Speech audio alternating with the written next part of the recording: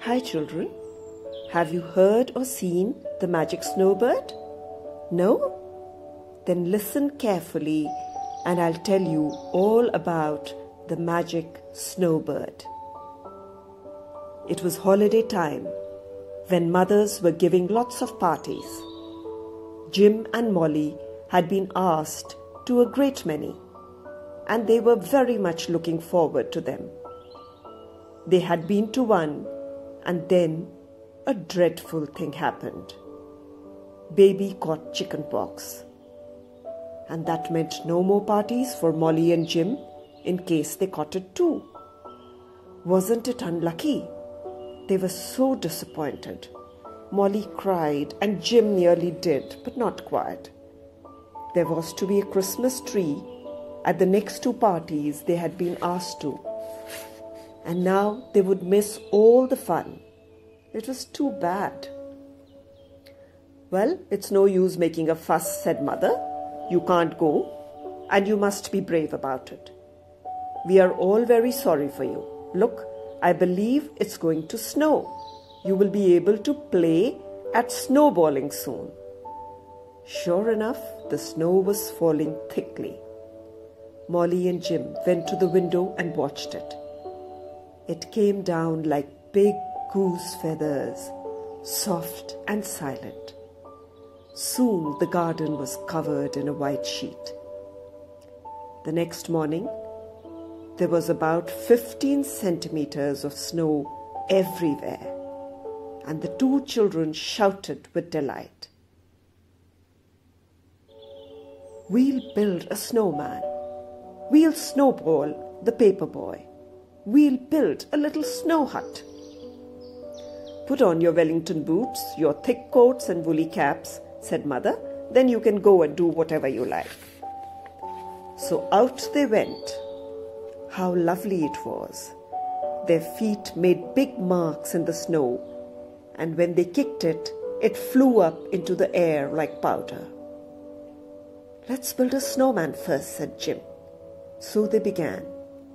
They made big balls of snow by rolling them down the lawn.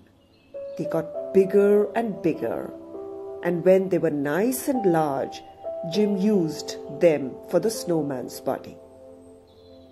They put a hat on his head and a pipe in his mouth, stones down his front for buttons, and old gloves on his snowy hands. He did look funny. Mother laughed when she saw him. Now, what shall we make? Asked Jim. What about a snowbird, Molly? Do you remember how we made a bird at school out of clay? It was quite easy. Let's make a big one out of snow. Yes, nobody makes snowbirds, said Molly. How surprised everyone will be.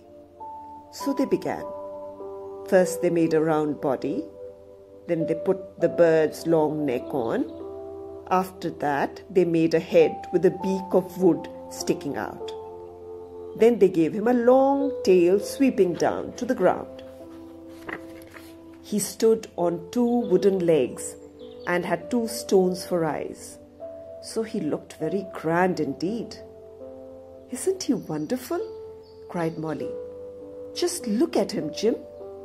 Let's call Daddy and Mummy. They'll be so surprised. They went to call them, and soon Father and Mother came out into the garden to see the bird. They thought he was magnificent. Now just at that very moment, a bright blue kingfisher flashed by. He had come from the river, and he was going to a nice pool he knew, which he hoped would not be quite frozen over. As he passed over the snowbird, he dropped one of his blue feathers. It floated down and stuck in the snowbird's head, just on the top, so that he looked as if he had a funny little crest. Oh, look, cried Molly. He's got a blue feather on his top knot. Doesn't he look funny? Leave it, said Mother. Kingfisher's feathers are lucky. So they left it and went into dinner. It was still there when they went out to play afterwards. This time they made a nice little hut with a door and a window. It was just big enough for the two of them. Jim and Molly were sorry when the sun went and the garden began to get dark. "We shall have to go in to tea soon," said Jim, looking out of the little snow window. Then he suddenly said, "Oh," and sat very still, staring hard. "What's the matter?" said Molly. "Shh," said Jim in a whisper. "Keep still. I saw something strange." "Oh, what?" asked Molly. "Quick, tell me." "I thought I saw the snowbird stretch its wings," said Jim in astonishment. "But look, he's quite still now, isn't he, Molly?" "Yes, quite," said Molly. "Oh, Jim, did you really see that?" "Well, I thought I did," said Jim. "Let's watch and see if he moves again." They watched quietly for a few minutes, and then they were called in to tea, and in they had to go. They told Mother what they thought had happened, and she laughed. "Well, maybe that kingfisher's feather has put some magic into the snowbird," she said. "Everybody knows that there's something magical about kingfisher's feathers." That must be it, thought the two children. What a funny thing. After tea, they went to the nursery window and tried to see out into the garden. It was dark, but they could just make out the snowman, the snow hut, and the snowbird. As they peered out into the darkness, they heard a peculiar noise. "It sounds like some sort of bird," said Molly. "Could it be the snowbird whistling? Jim, it's a kind of singing, whistling noise all mixed up." "Let's go and see," said Jim. So they scrambled down from the window and ran to put on their coats. Then they slipped out into the garden. "Yes, it is the snowbird," said Jim in astonishment. "It must be magic, Molly." They went close up to him. He gleamed white in the darkness, and his two stony eyes shone brightly. "Look," said Jim. "He's opening and shutting his wings. He's come alive." The snowbird stared at them solemnly.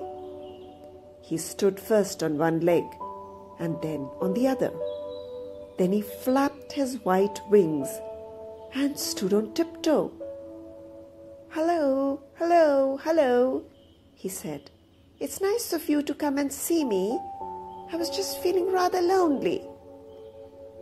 "Are you magic?" asked Molly, who was just a bit frightened. "I am rather," answered the bird. "It's all because of that kingfisher's feather, you know. It's very lucky. And it's very magic. It would make anything come alive." "Are you going to fly away?" asked Jim. "Where will you go to if you do?" "All snowbirds, snowmen, and snow animals belong to the country of the North Wind," said the bird. "It's a fine land too. It's where Santa Claus lives, you know. The toys are made there by goblins and dwarfs. The Christmas trees grow there, already decorated with toys." "What? Do they grow with toys on them?" cried the children.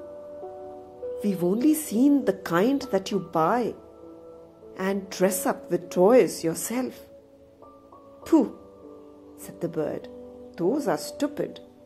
You should just see the ones that grow out in the country of the North Wind. I shall see some tonight if I go." "We were going to some parties where there would be lovely Christmas trees covered with toys," said Jim. "But now baby's got chicken pox, and we can't." I too wish we could go with you and see some trees growing with toys already on them." "Well, why not?" said the bird, spreading its white wings. "There's plenty of room on my back, isn't there? You can both sit there comfortably whilst I fly. I'll bring you back safely enough."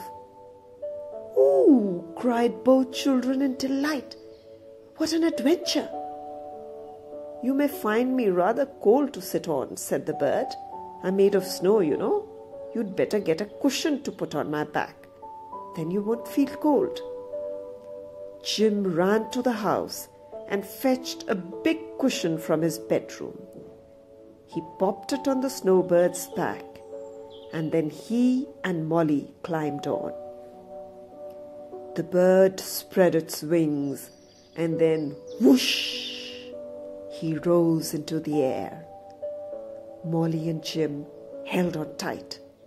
Their hearts were beating very fast, but they were enjoying themselves enormously. The bird went at a fearful rate, and the children had to pull their woolly caps well down over their ears. They looked downwards, but the earth was too dark for them to see anything except little spots of light here and there. After a long time, the bird turned its head round to them. "Nearly there," he said.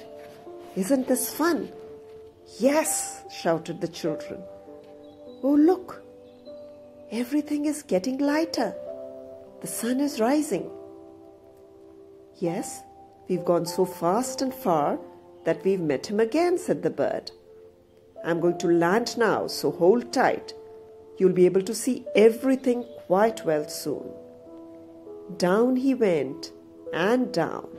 Then, bump, he landed on the snowy ground.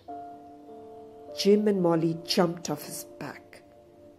There was sunlight everywhere, and they could see everything clearly. "You haven't much time," said the snowbird. "This is where the goblins live, who make the rocking horses for you." He took the children to some big caves in a nearby hill, and Jim and Molly saw hundreds of tiny goblins busily hammering, painting, and putting rockers and manes on fine rocking horses. The funny thing was that the horses seemed alive and neighed and kicked and stamped all the time. The children watched in astonishment. Then the snowbird asked if they might have a ride on one of the horses, and the goblin said yes, certainly. So up they jumped, and off went the horse with them, rocking all over the cave. Jim and Molly absolutely loved it. Then the bird took them to where the dolls' houses were being built by tiny pixies. The pixies lived in them, and Molly thought it was lovely to see them sitting at the little tables on tiny chairs, peeping out of the windows and sleeping in the small beds. "Now hurry up, or we shan't have time to see the Christmas trees growing," said the snowbird. "Jump on my back again. They're not far away." He took them to a huge field spread with snow. In it were rows and rows of Christmas trees, some very tiny, some bigger, and some so big that Jim and Molly had to bend their heads back to see the tops. "Look at the tiny ones," said Jim. "They've got little buds on them." "Are the buds going to grow into toys, Snowbird?" "Yes, they are," said the Snowbird. "Look at the next row. They are bigger still." The children looked.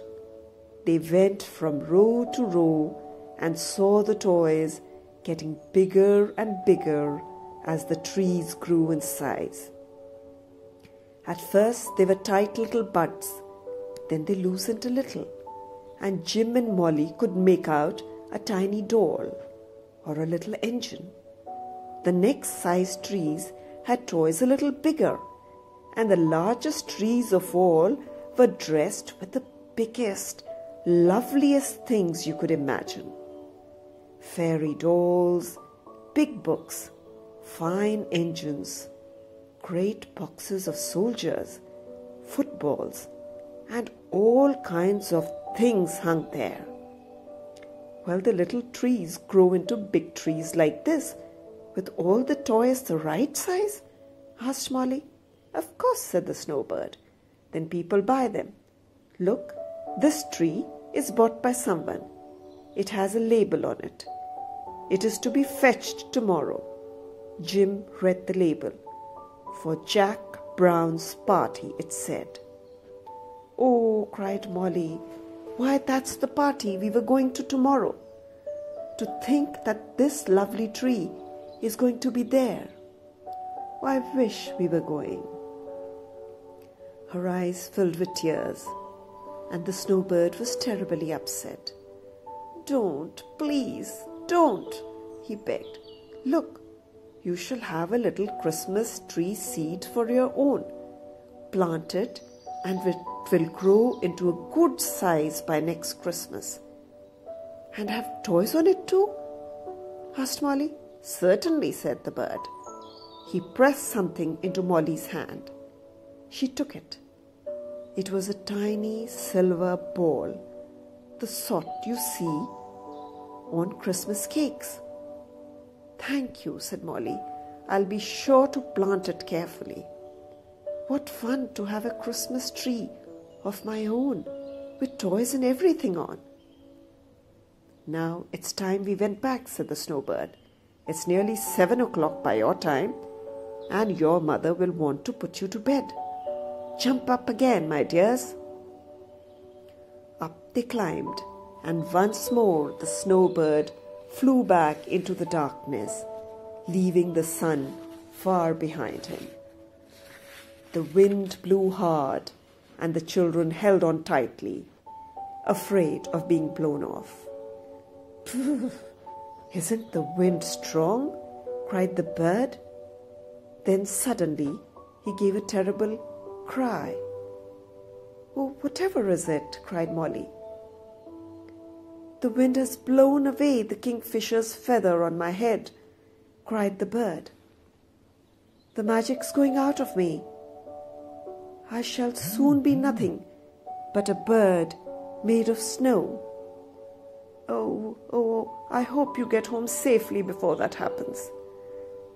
He flew more and more slowly, and it seemed to the frightened children as if he was becoming colder and colder. At last, he gave a pant and fell to the earth.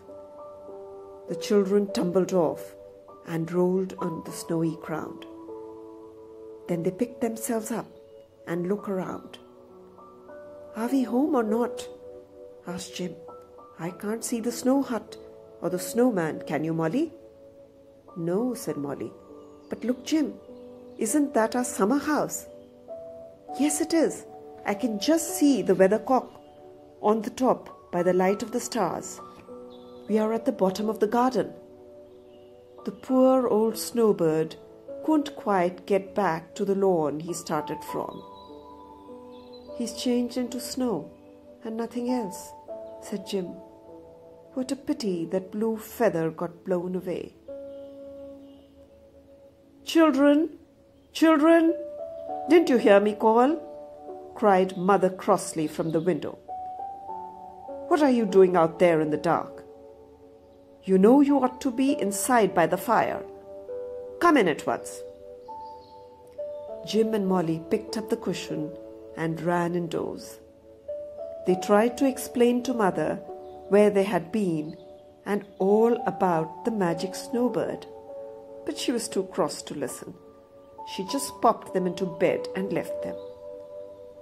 But do you know, in the morning the snowbird was standing at the bottom of the garden and not in the place where Father and Mother had seen him the day before. There you are, cried Jim. That just proves we are telling the truth, Mama. How could he have got down there by himself?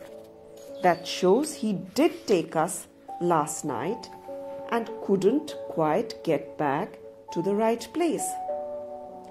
Don't be silly, said Mother. You moved him yourself when you went out to play in the dark after tea yesterday. Well, anyhow, I've got that Christmas tree seed that the snowbird gave me, said Molly. I shall plant it, Mummy, and then you'll soon see we are speaking the truth, for it will grow into a proper Christmas tree, all decorated with lovely toys. She ran out and planted it in her own little garden. Nothing has come up yet, because it was only a week ago.